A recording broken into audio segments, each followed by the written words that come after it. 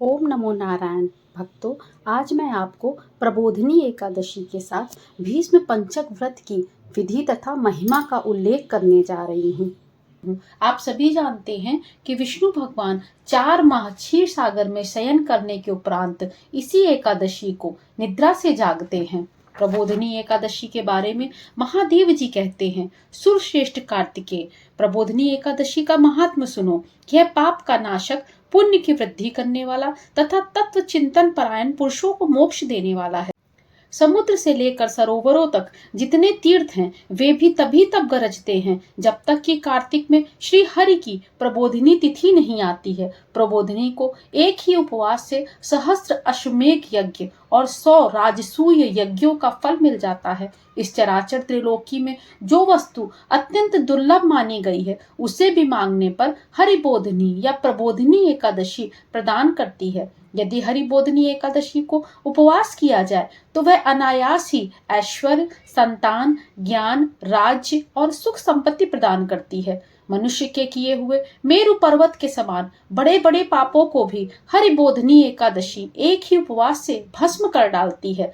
जो प्रबोधिनी एकादशी को स्वभाव से ही विधि पूर्वक उपवास करता है, वह शास्त्रोक्त फल का भागी होता है। प्रबोधिनी एकादशी को रात्रि में जागरण करने से पहले के किए गए हजारों जन्मों की हुई पाप राशि रुई के ढेर की भांति भस्म हो जाती है। रात्रि में जागरण करते समय भगवत संबंधी गीत, वाद्य, नृत्य और पुराणों के पाठ की भी व्यवस्था करनी चाहिए। धूप, दीप, नैवेद्य, पुष्प, गंध, चंदन, फल और अर्घ आदि से भगवान की पूजा करनी चाहिए। मन में श्रद्धा रखकर दान देना चाहिए और इंद्रियों को संयम में रखना चाहिए। सत्य भाषण, निद्रा का भाव, प्रसन्नता, शुभ कर्म में प्रवृत्ति, मन में आश्चर्य और उत्साह, आलस्य आदि का त्याग, भगवान की परिक्रमा तथा नमस्कार, इन बातों का यत्न पूर्वक पालन करना चाहिए। हे महाभाग, प्रत्येक पहर में उत्साह और उमंग के साथ भक्ति पूर्वक भगवान की आरती उतारनी चाहिए। जो पुरुष भगवान के समीप एकाग्रचित होकर उपर्युक्त गुणों से युक्त जागरण करता है, वह पुनः इस पृथ्वी पर जन्म नहीं लेता। जो धन की कृपणता छोड़कर इस प्रकार भक्ति भाव से एकादशी को जागरण करता है, वह परमात्मा में लीन हो जाता है। जो कार्तिक में पुरुष सूक्त के द्वारा प्रतिदिन श्री हरि का पूजन करता है, उसके द्वारा करोड़ों वर्षों तक भगवान की पूजा संपन्न हो जाती है। जो मनुष्य 5 रात्र में बताई गई यथार्थ विधि के अनुसार कार्तिक में भगवान का पूजन करता है, वह मोक्ष का भागी होता है। जो कार्तिक में ओम नमो नारायणाय इस मंत्र के द्वारा श्री हरि की पूजन करता है, वह नरक के दुखों से छुटकारा पाकर अनामय पद को प्राप्त होता है। जो कार्तिक में श्री विष्णु सहस्र नाम तथा गजेंद्र मोक्ष का पाठ करता है, उसका पुनर्जन्म नहीं होता। उसके कुल में जो सैकड़ों हजारों पुरुष उत्पन्न हो चुके हैं, वे सभी विष्णु धाम को प्राप्त होते हैं। अतः एकादशी को जागरण अवश्य करना चाहिए। जो कार्तिक में रात्रि के पिछले पहर में भगवान के सामने श्रोत गान करता है, वह अपने पितरों के साथ श्वेत द्वीप में निवास करता है।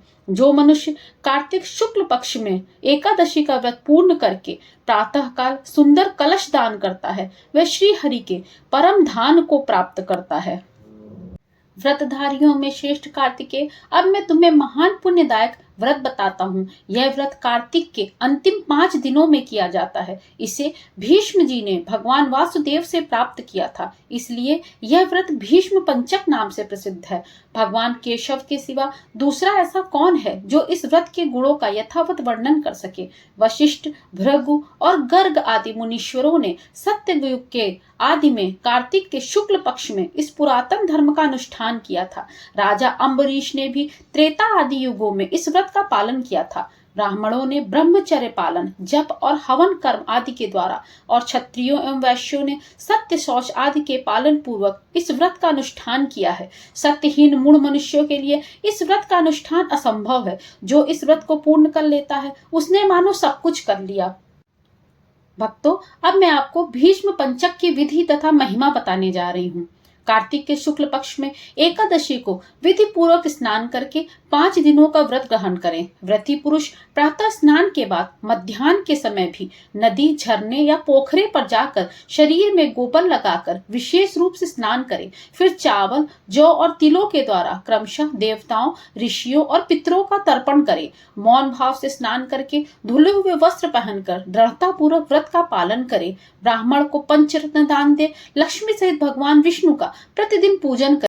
इस पंचक व्रत के अनुष्ठान से मनुष्य वर्ष भर के संपूर्ण व्रतों का फल प्राप्त कर लेता है। जो मनुष्य निम्नांकित मंत्रों से भीष्म को जलदान देता और अर्घ्य के द्वारा उनका पूजन सत्कार करता है, वह मोक्ष का भागी होता है। मंत्र इस प्रकार है। जिनका गोत्र व्याघ्रपद और प्रवर सांकृत्य है, उन संतान रहित राजर्षि भीष्म के लिए यह जल समर्पित है। जो वसुओं के अवतार तथा राजा शांतनु के पुत्र हैं, उन आजन्म ब्रह्मचारी भीष्म को मैं अर्घ दे रहा हूँ। तत्पश्चात सब पापों का हरण करने वाले श्री हरि का पूजन करें। उसके बाद प्रयत्न पूर्वक भीष्म पंचक व्रत का पालन करना चाहिए। भगवान को भक्ति पूर्वक जल से स्नान कराएं। फिर मधु, दूध, घी, पंचगव्य, गंध और चंदन मिश्रित जल से उनका अभिषेक करें।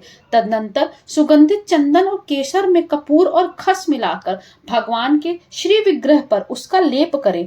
फिर गंध और धूप के द्वारा सुंदर फूलों से श्री हरि की पूजा करें और उनकी प्रसन्नता के लिए भक्ति पूर्वक घी मिलाया हुआ गूगल जलाएं। लगातार 5 दिनों तक भगवान के समीप दिन रात दीपक जलाए रखें। देवाधिदेव श्री विष्णु को नैवेद्य के रूप में उत्तम अन्न निवेदन करें। इस प्रकार भगवान का स्मरण और उन्हें प्रणाम करके उनकी पूजा अर्चना करें। फिर ओम नमो वासुदेवाय इस मंत्र का 108 बार जप करें तथा उस सदक्षर मंत्र के अंत में स्वाहा पद जोड़कर उसके उच्चारण पूर्वक घृत मिश्रित तिल, चावल और जौ आदि से अग्नि में हवन करें। सायंकाल में संध्योपासना करके भगवान गरुड़ ध्वज को प्रणाम करें और पूर्ववत सदक्षर मंत्र का जप करके व्रत पालन पूर्वक पृथ्वी पर शयन करें। इन सब विधियों का 5 दिनों तक पालन करते रहना चाहिए। एकादशी को सनातन भगवान ऋषिकेश का पूजन करके थोड़ा सा गोबर खाकर उपवास करें।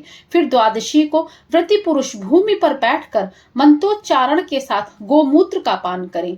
त्रयोदशी को दूध पीकर रहें। चतुर्दशी को दही भोजन करें। इस प्रकार शरीर की शुद्धि के लिए 4 दिनों का लंघन करके 5वें दिन स्नान के पश्चात विधि पूर्वक भगवान केशव की पूजा करें और भक्ति के साथ ब्राह्मणों को भोजन कराकर उन्हें दक्षिणा दें। पाप बुद्धि का परित्याग करके बुद्धिमान पुरुष ब्रह्मचर्य का पालन करें। शाकाहार से अथवा मुनियों के अन्न से इस प्रकार निर्वाह करते हुए मनुष्य श्री कृष्ण के पूजन में संलग्न रहे। उसके बाद रात्रि में पहले पंचगव्य पान करके पीछे अन्न भोजन करें।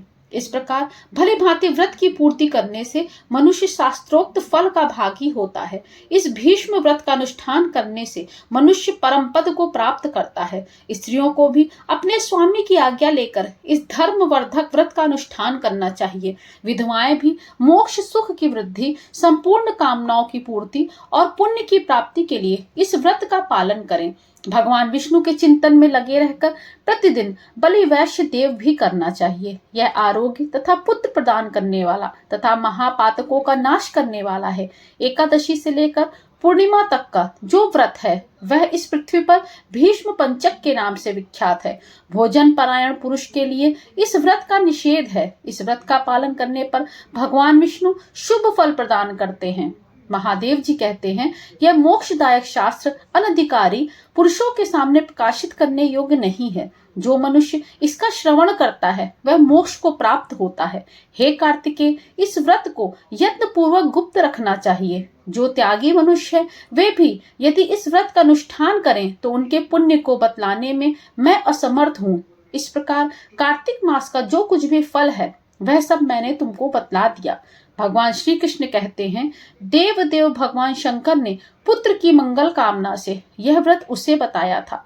पिता के वचन सुनकर कार्तिकेय आनंद मग्न हो गए। जो मनुष्य भक्ति पूर्वक इस कार्तिक महात्मा का पाठ करता, सुनता और सुनकर हृदय में धारण करता है वह सब पापों से मुक्त होकर भगवान विष्णु के लोक में जाता है। इस महात्मा का श्रवण करने मात्र से ही धन, धान्य, यश, पुत्र, आयु तथा आरोग्य की प्राप्ति होती है।